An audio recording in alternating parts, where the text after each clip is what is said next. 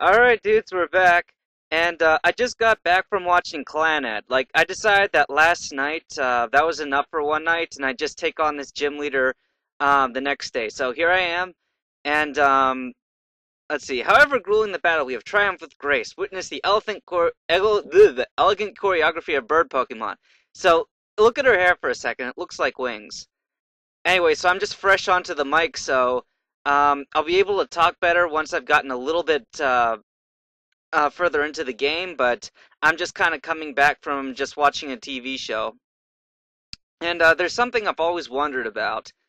Um, in most Japanese versions of the opening theme songs, what they do is they use these poetic lyrics, but they're always really weird poetic stuff. Like I can't really explain any lyrics right now, but it's just weird poetry. Like they'll say that they saw like this crystal river dream something, and then a voice came from the sky, and I don't really get it.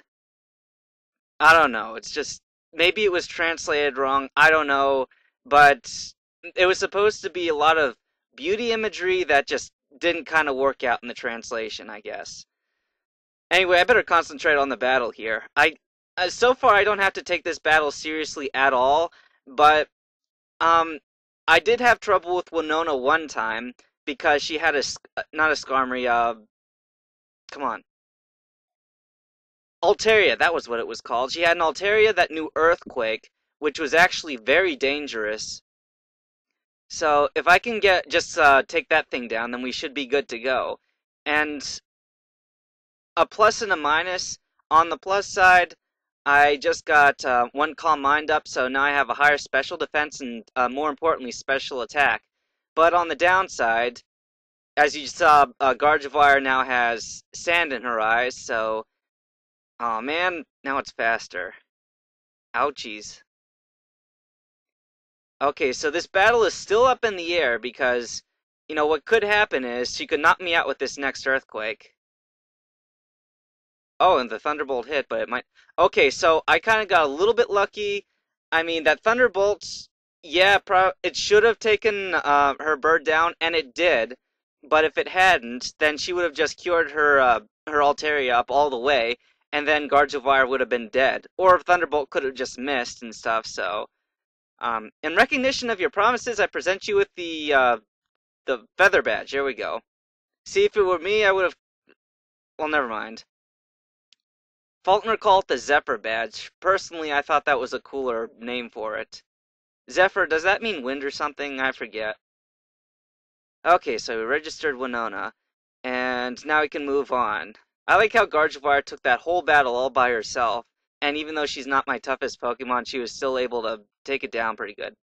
Hey Valtor, it's Scott again. Just as I thought, you won at Fortress. How does he know this? Is he spying on me through binoculars? Your strength. Perhaps you really are the trainer that I've been searching for. Remember, you have a fan of me. Um, okay, so I think I should be really creeped out now. I mean, what if, suppose that this sprite guy was changing at the time or taking a poop or something? It's really weird to have a guy who has this much hero worship of you. Because, you know, there's a time for people to spy on you. I'm sorry, there's a time for people to watch every move that you make, and then there's a time when it just turns to spying on you. Okay, is there anything in this? Nope. Anything in that grass patch? I don't know. Anyway, so... Okay, sweet, I thought there was something, and I finally got a revive, so now if one of my Pokemon dies, I can at least bring it back. And I could have done that with Gardevoir. I wasn't too worried about losing any battles. It was just that I really didn't want to use up my max revive. I don't like using items in battle if I can help it. Just a personal thing with me. Anyway, that Wingull reminds me, we still need to catch a flyer, because now that I've beaten Winona, I'm able to fly anywhere, but I still need to get a Pokemon that's capable of flying, and I don't think I have one right now. Uh, let's see. I mean, I will, once I'm able to get, my Trapinch to its next form, then I will be able to use it as a flyer, but until then, um, I'm just gonna have to look for ones. I bet you didn't know where I was. Now, here's the problem. In a game that puts a lot of stress on double Pokemon battles. If this guy wants to sneak up on me, he shouldn't do it while facing another trainer. Let's see. All right, so Confusion there and Leaf Blade here. That ought to do it, unless he uses Detect. See, Ninkata, here's the Pokemon that I put into that daycare. It was really good that I did that because can you imagine how hard it would have been to train those four that I put in the daycare? Like it takes until level 35 for Trapinch to become um a Vibrava. And let's see. Can you imagine me having to train that Ninkata to level 20 before it became its two final forms? And until level 40, I won't get my dinosaur plant thing. What was it called? Credilli? I wouldn't get that until level 40, so it would have been a royal pain in the butt to have to train that thing. And then what was the last one? Oh, Slackoth. It would have been really annoying to have to train Slackoth with his little truant ability. So that daycare, I really put it to full advantage, and I get high quality Pokemon out of that. Like they do all the annoying little stuff, and then meanwhile, I'm the one who takes it the extra little step, and then once they're competent, then I'm able to use them properly. Okay, Castform, bad idea. You should not have done that. Yeah, you don't turn into a water type when a Pokemon with a high quality electric move and a high quality grass move does it. And you shouldn't paralyze somebody who has Synchronize. Alright, so trying to think of something to talk about. I didn't really extend a whole lot on Latios and Latios the last time. Yeah, cool trainer uses Hyper Potion.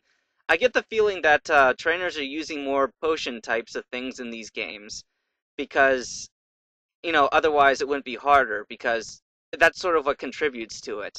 I could just imagine the Elite Four are going to go full restore crazy on me, and they're going to all have like 4 full restores each.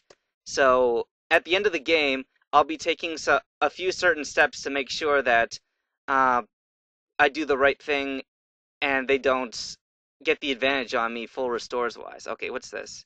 Asper berries. These cure I think they cure freezing, if I remember correctly. They're not really worth it, but I'm just gonna pick them anyway. Maybe if I just left the one in the middle, then it could have grown some other ones, but I really don't care that much. Okay, so now oop.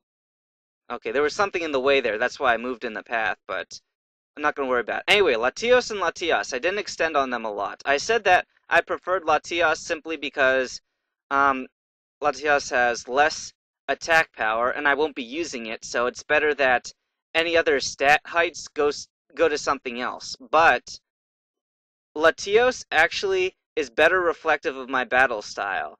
He's more of an attacker, so that guy's kind of creepy. Just kind of want to battle.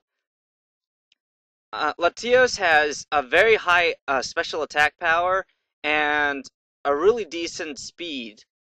So between those two, he could take down any enemies pretty much before they could take him down if he's got the right move. And he can learn a variety of different moves, so he's definitely a good one to have as one of your teammates. That's why he's so darn hard to catch in this game. He'll go everywhere, and it takes forever to track him down.